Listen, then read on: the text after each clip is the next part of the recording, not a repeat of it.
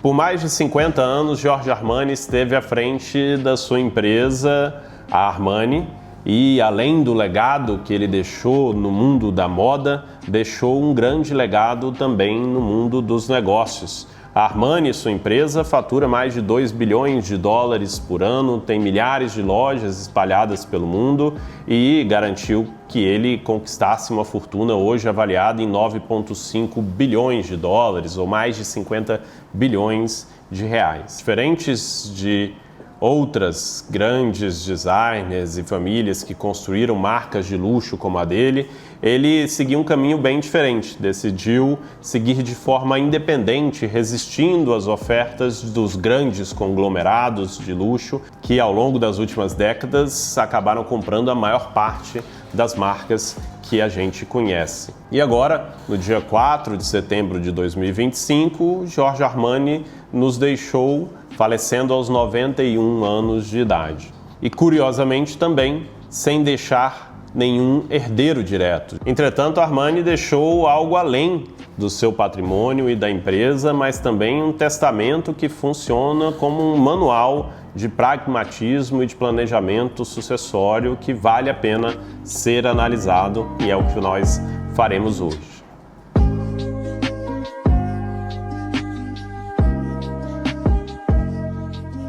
Olá, meu nome é Pedro Jobim, sou planejador e sócio aqui da Rio Claro Investimentos e hoje nós vamos falar sobre o plano sucessório de Armani e as lições que você, que é empresário ou que construiu um grande patrimônio financeiro ou imobilizado, pode aprender com esse grande empresário que nos deixou e nos deixou também com um plano bem diferente até do normal, mas bastante inteligente de como ele vai manter o legado dele. Mas antes disso, não deixe aqui de curtir o nosso vídeo, se ele agregar para você, se inscrever no canal da Rio Claro Investimentos e conhecer um pouco mais sobre o nosso trabalho. Tudo que eu falar, vou deixar aqui embaixo na descrição do vídeo,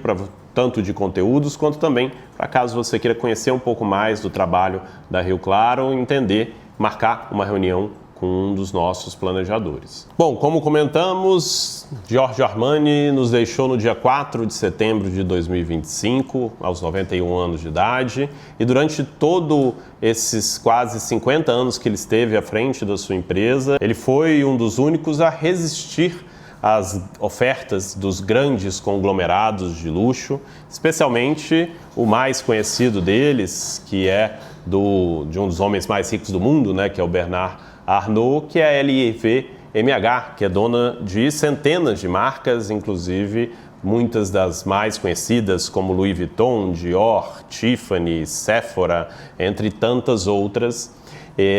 A LVMH acabou absorvendo boa parte do mercado de luxo, porém Armani resolveu seguir de uma forma bem diferente, mantendo a maior parte das ações da empresa enquanto estava vivo. Mas isso é uma preocupação muito grande para quem tem interesse naquela empresa, tanto acionistas quanto também pessoas que trabalham na empresa, porque nós sabemos que quando uma empresa depende única e exclusivamente do seu fundador, daquela mente pensante, quando ela sai dali, a probabilidade da empresa ir mal é muito ruim. Mas claro, uma idade já bastante avançada, Armani já estava pensando nisso há muito tempo e deixou uma aula ali do que deve ser feito daqui para frente com a Armani para que consiga-se manter ali o império que ele construiu ainda de pé por muitas gerações. Aqui vamos tentar explicar de forma rápida e objetiva quais são esses passos, mas é claro que esse plano é muito mais complexo para um grupo do tamanho da Armani. Mas o primeiro ponto é fazer aquilo que ele resistiu em fazer durante toda a sua vida, que é vender pelo menos 15% do capital da Giorgio Armani S.A., a empresa que é dona do grupo, e isso deve acontecer nos próximos 18 meses. Ele deixou, inclusive, indicado quais são os pretendentes prioritários, né? A própria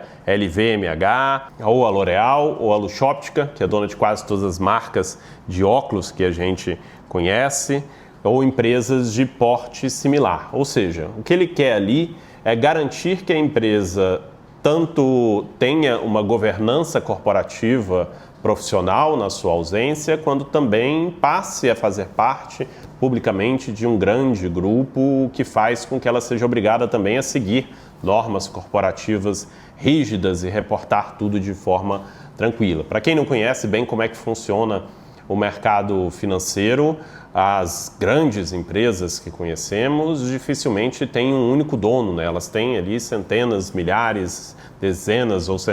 até milhões de acionistas diferentes e tem que se reportar a eles. E isso garante um nível de qualidade na administração da empresa muito grande. Na fase 2 desse processo, eles devem vender entre 30% e 55%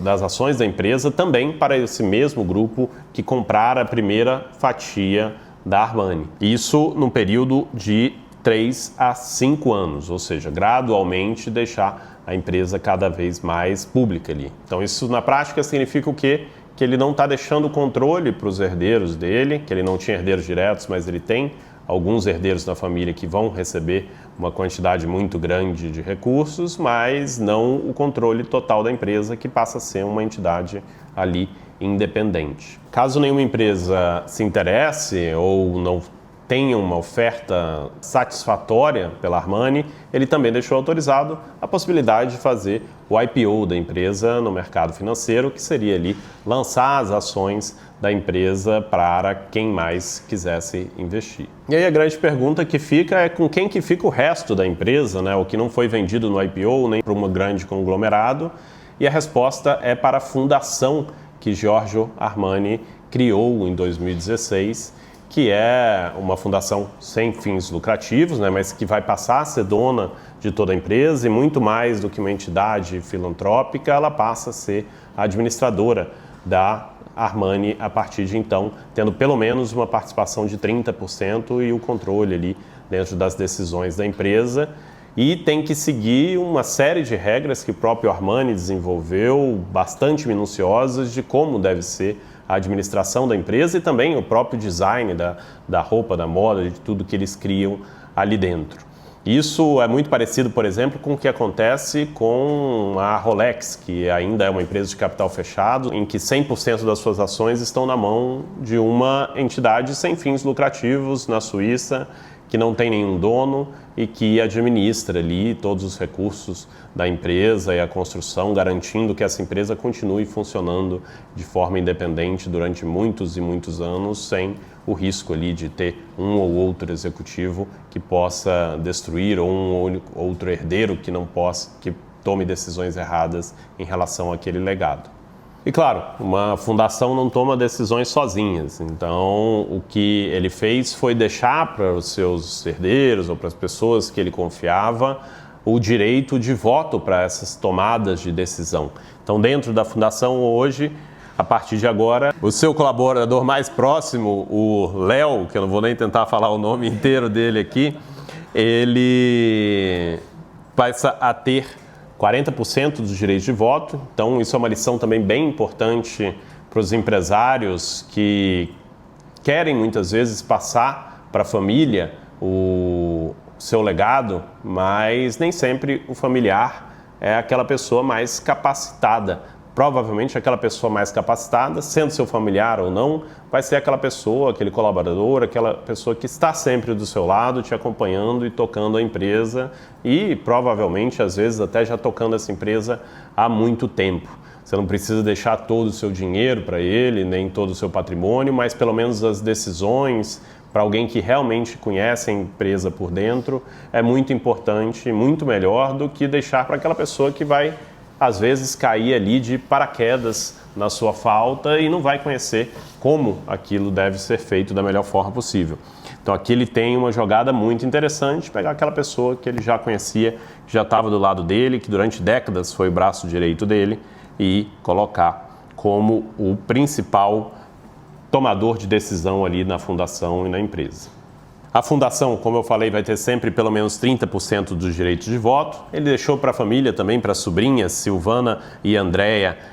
cada uma 15% dos direitos de voto. E a outra sobrinha, Roberta, e a sua irmã, Rosana, receberam apenas ações, mas nenhum direito de voto em relação à empresa. Ou seja, ele realmente focou ali nas pessoas que ele confia para tocar a empresa, não só porque elas são familiares, não só porque elas são próximas, mas porque ele realmente entende que aquelas pessoas são capacitadas para continuar seguindo o legado que ele construiu. Todas essas decisões parecem distantes, especialmente porque estão sendo tomadas por uma grande empresa multibilionária, mas são lições importantes para todo mundo que quer deixar um legado. Na falta de um empresário, especialmente aquele empresário centralizador que estava ali sempre dentro da empresa, tomando as decisões, é muito importante a gente ter um plano claro e deixar as coisas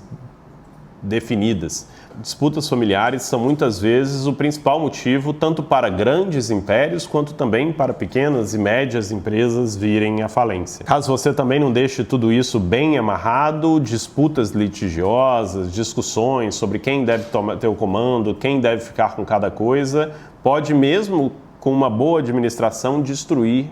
uma empresa ou um patrimônio apenas pelo tempo e pelos problemas legais que podem acontecer caso tudo isso não seja muito bem montado. E para conseguir isso, basicamente, dentro, claro, do tamanho de cada um, o que precisa-se primeiro passo, claro, definir isso em vida, enquanto você ainda está aqui. Às vezes é uma conversa difícil, uma coisa que a maioria das pessoas vai empurrando com a barriga, porque acha que vai ficar aqui durante muito tempo, mas todo mundo que já construiu um bom patrimônio, seja jovem ou seja velho, deveria parar um pouco e começar a planejar isso, até porque quanto mais cedo a gente faz, mais barato fica. Isso envolve não só escrever um testamento, que é algo básico que todo mundo deveria fazer, quanto depois também começar a pensar em estruturas mais complexas, que vão desde, às vezes, uma previdência, um seguro de vida, quanto também a instituição de uma holding, de uma empresa offshore, de acordos societários claros que pouquíssimas pessoas têm no Brasil, que é explicar bem para os seus sócios o que acontece com a sua parte caso aconteça algo com você